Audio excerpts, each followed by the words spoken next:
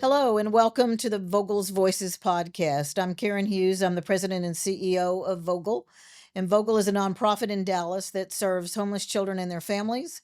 Our mission is to help young children and their family prevent and overcome the traumatic effects of homelessness. But today, our message on our podcast is to all parents in all families about how do you actually strengthen your relationship with your child. I have a 19-year-old, and that message is important for 19-year-olds as much as it is for infants and 2-year-olds. So we're going to really talk about how, as a parent, you really don't ever end that journey. It continues even probably into adulthood, but how those connections and relationships that you develop with your child early go all the way through as you're dealing with from a toddler to a teen and even adult children. So, how do you, as a parent, really strengthen and connect clearly with your child? So, today I'm excited to have joining us one of the mental health clinicians here at Vogel Alcove, and this is Stephanie McGraw. So, Stephanie, welcome to our podcast. Hi, Karen. Thank you. So, a lot of times, and I mentioned the word connection, Stephanie. So, as we look at as parents, as we are relating to our children, is what is so important about creating? Why is it so important that we create those connections with our children throughout their development? I really think of it as a partnering. And so, if you think about any team, you need to have that connection to be able to function well. And so, establishing a connection with your child helps them build resilience, it helps them with emotional regulation. And you're really working together for the benefit of your whole family and for the relationship. And sometimes it's simple things that can create that kind of a connection. Even so many times we get so busy and we're just trying to get our children to sit down and do what they need to do. But even with a mom of a new infant that can just that face to face with that Mhm. infant and how important that is to create that bond and that attachment with the family. Yeah, absolutely. So that face-to-face connection, physical connection, so holding, being close, being at eye level, and also playfulness. Mhm. Introducing playfulness in games and singing, all of that is a way to create connection with your child. So when we talk about positive discipline, sometimes many people confuse the difference between discipline and wanting their children to have discipline, which they're going to Mhm. need in life to Mhm. be successful, with punishment. But yet, punishment doesn't necessarily get you to discipline, Yeah. and punishment will actually disrupt that connection that you're trying to build. So, can you Yeah. talk a little bit about the difference in those two things? Yeah, absolutely. Punishment, when you think about what you're doing as you're punishing a child, you're creating a lot of emotions that are very uncomfortable. So you have sadness and shame and feeling invalidated. And that all tends to cause a person to pull away and not want to remain in relationship and be connected. And so with discipline, though, what we're really talking about is being a guide, Mhm. shining that light and teaching a child how to navigate the world in a connected and safe way. And so we're really looking for natural consequences in that space, right? No one really comes into my life if I don't do the dishes and punishes me by taking things away from me or spanking me or any of those things, right? The physical punishment. But I wake up and there's a dirty kitchen. I don't get to enjoy my space in the same way. And so we want to teach children that as they're navigating the world, that there are things that happen because we did or didn't do something. And that allows them to really take ownership of their choices, which is very important. Well, and I think the other thing is, again, the definition, if you really look at the definition of discipline, it means to teach. Yes. And so many times as parents, we just assume they're going to come into this world and already know how they're supposed to behave. Mhm. They don't. We didn't. Yeah. Somebody had to teach us. Yeah. And that is why it really is that connection is so important, because parents are actually involved in teaching their children how to behave in a certain way. Mhm. And that's why the logical natural consequences is so important. And I think sometimes as parents we lose our temper, and get so frustrated, and then we end up on the punishment side versus really looking at logical natural consequences. And Mhm. sometimes natural consequences are hard. So if you just threw your toys across the room, Mhm. then the logical natural consequences of, before you can play with anything else, you got to go clean that up. And Yeah. you may have to go through a tantrum, you may have to go through whatever, but at the end of the day, they're not going to be able to play with other toys until they clean up the ones they just threw across the room. Yeah, absolutely. Or maybe something gets broken. Right. And then we have to understand that when we don't care for things, things get broken and our favorite toy might not be there for us anymore. But it's about supporting regulation in those moments. So Mhm. being willing to validate feelings of anger and sadness with kids, that those are okay feelings to have. And that's why I think the whole concept of timeout, people misuse that. So if a Oh, child, yeah. and it may seem to make sense for us as parents, but it makes no sense to the child, Hmm. because they just done something that you don't like them doing. But if you don't give them natural consequences and you just say, go stand in the corner for 3 minutes because you're 3 years old, that is, they're like going, why am I over here? And what did I learn from this? It has nothing to do with it. Now, again, if a child is out of control, Mm. you use a time away to get back in regulation. So can you Mhm. talk a little bit about that? Yeah, absolutely. In timeout, we're not learning anything. And that's again, it's disconnection. And so I like time in. Hmm. And we at Vogel here use calm corners Hmm. for that. And that's really about being able to help support a child in learning how to sit with those difficult emotions, to know that they're okay, that they're still loved, they're still cared for, they're still supported in that, but we need to take a break. Hmm. And so I really like the idea of using it as a space to help get to a calmer emotional level with children so that their lid's not flipped. And then you can, once you get calm, start to talk about why did we need to take a break? What just happened? Did we throw our toys? Did we hit our brother? And that is when a child is really able to receive that connection and receive the lesson Hmm. that we really are trying to instill in them.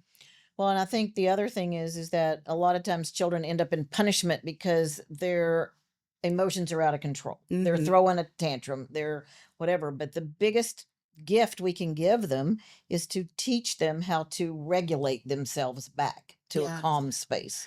And we do a lot of that, here at Vogel, in terms of teaching children. And quite honestly, I used to teach kindergarten, and a lot of people think, well, I've got to get my child to read and know their name and all these ABCs and all of this before they get to kindergarten.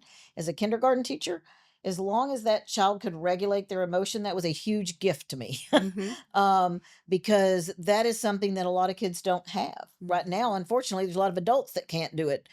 So some adults need to go take a breath. But if we can teach children to regulate, then that is going to be so much better, because even if you're trying to have that connection with your child, if their emotions are out of sync and they're not regulated, and it's amazing to me when you see parents trying to talk to a child or a toddler that's screaming, Yeah. they're not, their brain is not even working right at that point. And so you can't, nothing you're saying is going to go in until you regulate those emotions. Then you can do the teaching, Yes. and the discipline. So what are some suggestions you have for parents to learn to help children, regulate and Hmm. learn to do that on their own? Yeah, well, absolutely. I mean, really, for any of us, if we are dysregulated, the learning stops, the ability to reason stops. And that's a physiological response. That's our lizard brains taking over Mhm. and going into that fight, flight, freeze response. So we have to be able to come down to a baseline of calm to be able to learn anything and talk something through, think it through, and make choices. And so some of the things that I think are really important is, especially for kids, is to work with the nonverbal, to work with the Mhm. body. And that is where this connection that you're establishing with your child is so important. Mhm. Taking really big, deep belly breaths. And there's lots of fun ways to do that, Mhm. like dragon breaths and Mhm. bringing in things the kids like that they can imagine they're blowing up a balloon and then shrinking the balloon down. So making it playful, because you're also drawing on images from childhood that feel good to kids. Mhm. Most kids like balloons. Dragons, I mean, they might be kind of scary, but it's Mhm. kind of fun to breathe like a Right. dragon, right? So you're introducing some playfulness, and pretty soon that kiddo's going to be breathing regularly. Their body will show signs that they're less calm. And also, it's okay sometimes to lean into that tension. So stomp on the ground. Mhm. Yeah, roar like a lion. Find a pillow to squeeze really tight. All of that is a really great way to discharge energy. And then you can start to get to a space where that teaching part can come in. Right, and I know one of the things that we do a lot of breathing, at Vogel and helping children learn to breathe in, and like you Mhm. said, but we also have the thing. I'll never forget the day the mother came in and said, "I don't understand what a pretzel is." Oh, And so we taught and we said, "Well, why do you want to know what a pretzel is?" And she said, "Well, because I lost my temper this weekend and I was yelling at my child and they looked at me and said, 'Well, you just need to do the pretzel.'" And she's like, "What in the world is that?" Well, it basically is you take your hands and cross the planes of your brain so that it mhm, literally, as soon as you cross the two planes of the brain, it will start to relax you, and you mhm, go like this and then you go like this, and it brings you back here and it mhm, calms you down. And it's just those simple kind of activities that parents can do with children to keep them and help them to calm down. So then you can have a conversation about, this was a choice you made. This is why this is not a good choice. This is the consequence of your choice. And now we need to move on. yeah. And I think that is part of the thing that's so important that we are able to do with kids. Yeah, and also remembering that from a very young age, we learn from being held that Mhm. being close and kind of that tight Right. pretzel shape, that that's comforting and soothing. We learn that rocking is comforting and Mhm. soothing. And so all of those tools we still have available to us to calm our bodies down as we get Mhm. older.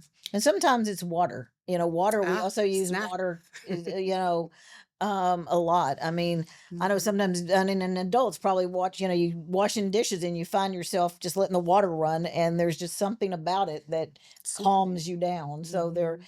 things like that kids can do. I think the one thing that right now that we've got to be careful about in our current world of technology is using screens Mm. to be put in front of a kid so that they just stay quiet or calm, because that's not teaching them anything. So you want to talk a little bit about Yeah. that and how screen time fits into all of this? Yeah, absolutely. I mean, screen time really is a disconnection, right? And while it might work, we're really not learning anything. We're Mhm. not learning how to pay attention to our body, how to know what it feels like when we're upset, when we're angry, when we're sad, and then how to shift that emotional state. Um, and screens are not always available to all of us all the time. Mhm. And really, they're not a great tool for calming down. Usually, what they can do is distract and postpone Well, that that's probably tantrum. true. Yeah. Yeah, but it's coming back because we really haven't learned any skills and we haven't really understood what it is that made us upset to begin with, and then how to navigate that in a way that is healthy and helps us really understand and learn something. Well, yeah, and I think it's just, how do you now figure out from a family, because you go to restaurants now and that's the way to keep your child to behave in the restaurant versus Oh, here the screen, and mhm. then you're supposed to be out for family time and then you look around and everybody at the table, mom, dad, all the kids are on a different screen, and Yeah. that is not connecting It's not connecting. that family Yeah. together. And so, Yeah. And ultimately, it's not really achieving a goal, right? If we mhm, know that connection and connection in relationship is what helps support regulation. mhm, And also, when you need your child to be a teammate and be a partner, the more connected they feel to you, when you need them to walk next to you on a busy street, or you need them to be your partner in cleaning the house up to get mhm, ready for company coming right. over, if you haven't established a relationship based on connection, it really you're setting yourself up for just more stress and more difficulty down the road. And there's so many great ways to connect in a Mhm, restaurant, and like right, you're saying, by playing games. right, There's word games you can play. You can right. play I Spy. There's so many fun ways to do that Or without a questions screen. that there's little cards you can take and talk Yes. about certain questions that people can do. And I think Yeah. the important thing is, I mean, we live in a world of screens. We're not going to get away from that. But early on, you set the boundaries and you don't step, you as a parent, you don't step over there. So we constantly, and even to this day, like I said, I have a 19-year-old, nobody's allowed to bring a screen to the dinner table. Mm-hmm. It's just, and we've never done it, and you just aren't allowed. And but it's not like a missing. That's just the way we've always done it. Yes. And it's the worst part is when you allow it and then you try to turn it off, and then it's harder. So you got to start from the beginning and set those boundaries. And I think also you've got to set boundaries as to how long a child is going to be on screens for a day or whatever it may be. And I think that's the other good thing about technology. The technology can be managed if parents are willing to manage it and not use it as a crutch for the Absolutely. kids. Yeah. We always want to be flexible. Right. So screens can be a good tool. They shouldn't be the only tool. Right. Yeah. Exactly. Um, and so let's kind of get down to the practicality of, so you've got a toddler, ones and twos, and they're a unique age in and of themselves. Mhm, And a lot of people talk about the terrible twos. I love that age. It's mhm, one of my favorite ages to work with that I in my career. But toddlers have a unique situation, and a lot of people don't recognize this is what's going on inside them. They cognitively, they know what they want, mhm. but their language is not caught up with that. And so everybody else is telling other people what they want, but a toddler does not have the ability to verbalize necessarily what they want, even though they are very strong about what they do want. And so there are certain things that then you end up in a tantrum because those things are not, they haven't caught up with one another. And so Mm. what are some of the things that for little ones that parents can do to create that connection with that young toddler? Yeah. I mean, I think for that age group, physical connection is so important. Being on their level, so kneeling down so that you can see each other's faces, keeping them close, really physically close in your arms, holding your hand. So that physical connection is so important. And then also choices, giving a choice about, are we going to have goldfish for a snack, or are we going to have Mhm, strawberries? And making sure that they feel some autonomy and some power mhm, and control over a situation. Because, I mean, let's face it, kids really are one of the most oppressed groups of people. They don't have a lot of power and control. mhm. So, as many times as a parent as we can create circumstances and situations to allow them to experience that, we're really only teaching them to be able to make good choices, and they're doing it in a safe, connected way. Yeah, and I think sometimes parents misunderstand the whole idea of giving choices. It's not like you just let a 2-year-old say, "Okay, well, what do you want to wear today?" Well, you tell them, would you like to wear the green shirt or the red shirt or the blue shirt? Which one? You got to pick one of those three, Right, we but need a shirt. you just didn't give them the whole closet and have Yeah. them come up with a bathing suit when it's 20 degrees outside. So you've got Yes. to, so choices are still controlled by the parent, but it gives that child the feeling that they got to choose, even though it's not like, do I want a candy bar, because a candy bar or a piece of fruit? No. Do you want a banana? Do you want an apple, or do you want a strawberry? So they're all good choices. It's just they get to pick which one that they want. Yeah, absolutely. And having too many options can be overwhelming Right. for anybody of Exactly. any age. So definitely parents need to guide that towards healthy choices and then, let them put polka dots and stripes Right. together if that's what makes them Exactly. feel happy that day. Yeah. But the other thing we talked about, the whole face to face is so important. And this is, I think, important to toddlers as well. And I think one of the biggest mistakes and frustrations parent can have is when they're giving instruction to a toddler and they give it across the room. Mm, They're not paying attention. And you literally have to get on their eye level, look at them, and give them the instruction, and then they can understand. But if you just yell it across the room, you're yelling to the wind. It's yeah. you've got to get that face to face and get on their level, and have that conversation. Yeah, absolutely. So important. So, what about preschool kind of or in school age kind of children? What other things can in order to continue as you created that begin to do the connection with toddlers, and then they grow into preschool kids and then even to school age. So what are some additional things that parents can do to create that connection? Mhm. Well, I think that really keeping in mind what your child likes and what they enjoy and their temperament Mhm. is helpful. It shows that you're paying attention, that you are aware of their preferences, so that you're working with in a space that your child already has some affinity for something, right? So you want to take their opinions, their considerations, their values as they're starting to form their views of the Mhm. world and their perspectives in the world into consideration. So I think really forming the connection as kids get older with allowing them to start to be their own emerging person that might be different from you and Mhm. might have different things that they like and enjoy, and trying to always connect in that way and getting to know your child. Stay curious about them.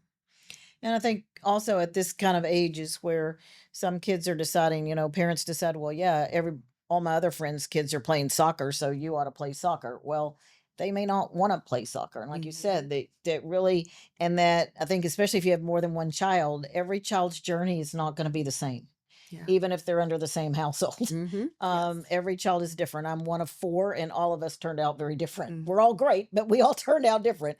But I think that's the one thing I can remember about my parents is they did treat us as individuals, and we each did our thing, and they celebrated the things that were unique about each of us. And I think that's very important. And I think especially for preschool, they become very possessive of their things. Mhm. And I think one of the things is when we tell children that they have to do something, so you have to share. Well, that doesn't help. You need to teach a child the purpose of sharing, for instance. And Right. so and that or the other one is where parents are you go and you must tell them thank you. Well, that's contrived. Right. They don't, you can talk to them and say, you hurt your brother's feelings. How would you now what do you need to do? And you come up with what you're going to make your brother feel better because you cannot hurt his feelings and we can't hurt people's feelings. So what do you do? And that may not be say thinking, it may be go give them a hug, but they come up with it and it's genuine versus the contrived. And I used to tell parents all the time, like a good example is when you have guests come over and then your child ends up in tears Mm. because the guest kids came over and they went to your child's room and destroyed it and took all the toys and put them everywhere. And and I tell parents, I said, how would you feel if those same friends came in and went immediately to your refrigerator and took everything out and took exactly what they want without being asked, Mhm. and or going into your bedroom and pulling out all the stuff out of your drawers? That would not be appropriate behavior. Right. And so what I would coach parents to do is if your children are going to have guests over, give them a box, have them pick out the things that they want to share out of their room, Yep. put them in a box, and those are the ones when the kids come over, they don't get to just go in their room and pick anything they want. they get to play with this box. Yeah, And absolutely. it allows your child to understand they are sharing, Mhm. but they get some choice in the matter versus because we as adults wouldn't accept that as appropriate Yes, absolutely. behavior. But Yeah. it's again helping them to understand as they get older that they have boundaries that we need to help them learn how to set, as well as to really understand from the heart what it means to say thank you or share, and not just assume that because we say it that they're going to understand what that is. Yeah, absolutely. We want empathy. We want children to Exactly. build empathy for others. And so that's exactly a great example of how to do it by sh- establishing what a boundary is. These things are my choice, but these are the things I want to share because I think my friends would like these. And so I'm thinking about how they would take that and how they would feel. And the Yeah. empathy, one of the things, and we forget this as parents, but one of the things we have at Vogel as part of our conscious discipline program with the littles is that can get a baby doll and they take care of it. And Hmm. so having girls or boys, whoever, it doesn't matter if you have a baby doll or other thing, stuffed animal or Hmm. whatever, and that you have to care for it, or whether it's your responsibility to help care for the pet Yeah, in the house. But that you begin to understand in caring for that, whatever it is that you're learning empathy. absolutely. And we actually have a thing here as part of our conscious discipline program. It's called the Wishing Well Circle, and all the kids' pictures are in it. And in the mornings, they can move if the child, there's a big heart in the middle, and all of the kids, as they come in the day, they move their picture to the heart. Mm, And then at the end, in their group time, at some point, they look at see whose picture is still there. mm, And because it's called the wishing well, then they look and they see, okay, that those kids aren't here today, but they wish them well because they're part of their family in the classroom. And one of the touching stories that I had was a child that was taken into CPS custody, and the foster mom was came and told us this story that she was driving down the street in front of our school with the child, and the little girl said, "Oh, there's my school." And she said, "Oh, well, I didn't know you went to mm. Vogel." And she said, "Yes, that's my school, and I wasn't there today, but I know they wished me well." And so it's those kind of things that they can learn if we put the right things in front of them. Absolutely. So, Yeah, kids need to know that they are held. exactly. It literally in our arms, Mhm. but also in our thoughts and in our Yeah, hearts. exactly. Yeah. So, as they get bigger, it doesn't go away. Mm-mm. No. And so, teen years can also be interesting. Mhm. And so they definitely will start pushing boundaries and things, and sometimes they distance themselves and from that connection. And so Yeah. how do we keep that connection even with teens, when they are trying desperately to prove their independence and that they're all grown up? Yeah. I mean, I think it's a different version of what we're doing when they're kids. Right. We're still holding a structure. We're still showing up and modeling discipline in ourselves by following our values and modeling that to our kids, allowing our teenagers to tell us what they think about the world, what they're experiencing, what they know, and validating those feelings and thoughts and having that open dialogue. You know, when you've really established a safe connection with your child from a young age, it's so much easier to get through those teenage years of independence and Mhm. finding out what that means in so many different ways. Because if they're feeling connected and safe with you, they come back to that Right. safety. Yeah.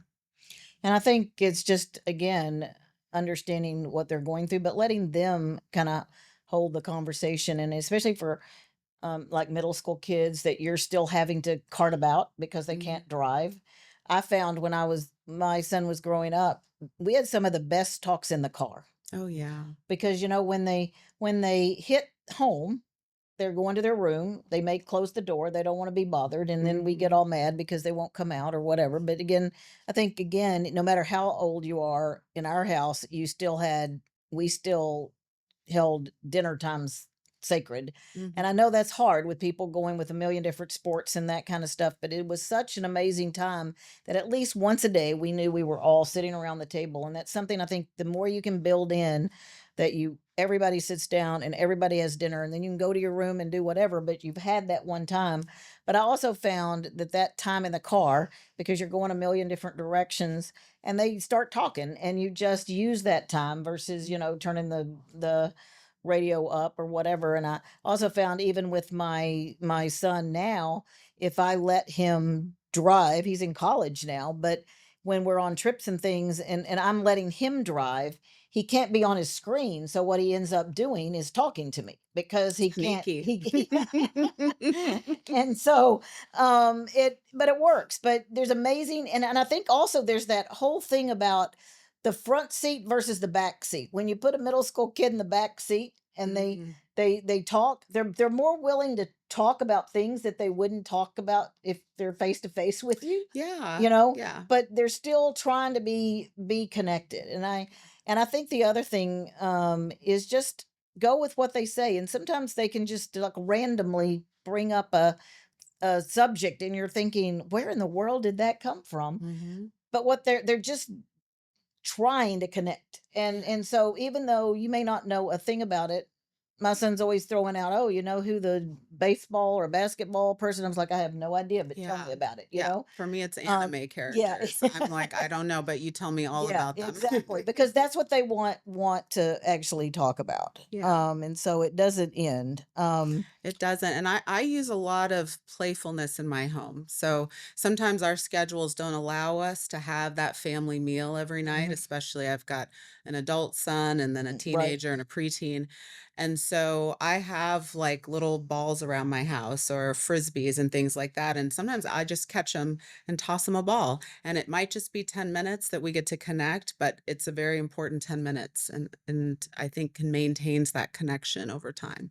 And even with my like I went into a whole nother realm of parenting, and that is parenting this past year when my son went away to college and he went to South Carolina, so it's not like he could easily come back. And but it was, I still felt, and that's where technology actually helps with It the does. connection. Yeah. Because but I usually didn't call him.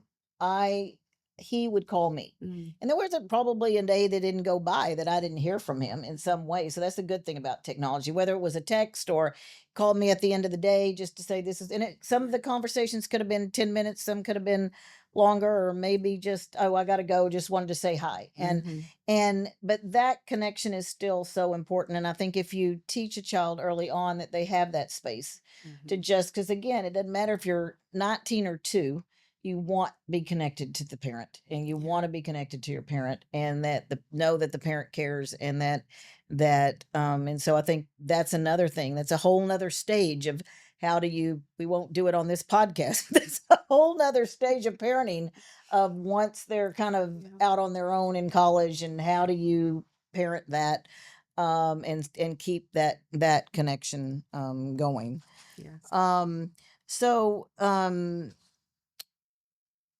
what would you say, in terms of, uh, as we end the podcast, if you had to kind of wrap it up for parents and say, the best advice I could give you in sort of creating connection and teaching your child through discipline, what would be some of the nuggets that you want to leave with them today? Mm.